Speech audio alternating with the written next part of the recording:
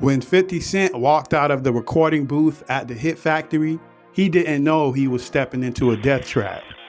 Upstairs, G Unit was deep in the zone, completely unaware that their location had just been leaked.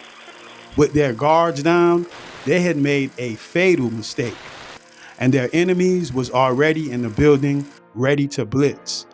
What followed is a brutal, blood-soaked ambush that nearly ended 50's life before his career even started. But how did a protected, legendary studio turn into an absolute war zone? And who was the mole that set them up? It wasn't a rival gangster or a known snitch. It was a woman who had just walked out of 50's session and quickly dropped their location straight to Ja Rule. Check it. Just months prior, 50 publicly punched Ja Rule right in the face during a meeting in Atlanta. Even though Ja chased after him, he was left humiliated, furious, and thirsty for revenge. Now that opportunity was finally knocking, and Ja opened up the door.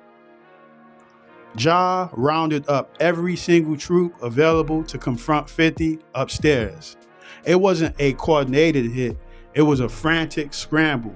From kitchen knives to actual crutches, every Murder Inc. affiliate grabbed the closest thing that they could find to use as a weapon. They raced upstairs, straight towards the room where 50 was tracking his vocals. The moment they hit the door, the pounding started. Ja was screaming, demanding 50 step outside and face him. For a split second, it seemed like 50 was cornered, like he was hiding out. But then the door flew open. 50 didn't step out alone.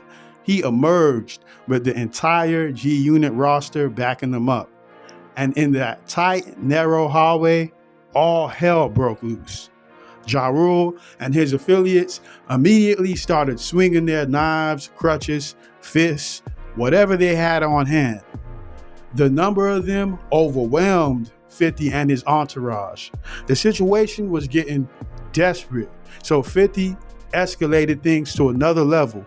He screamed out to get his gun to one of his crewmates. Before anyone could pull the trigger, someone shut off the lights.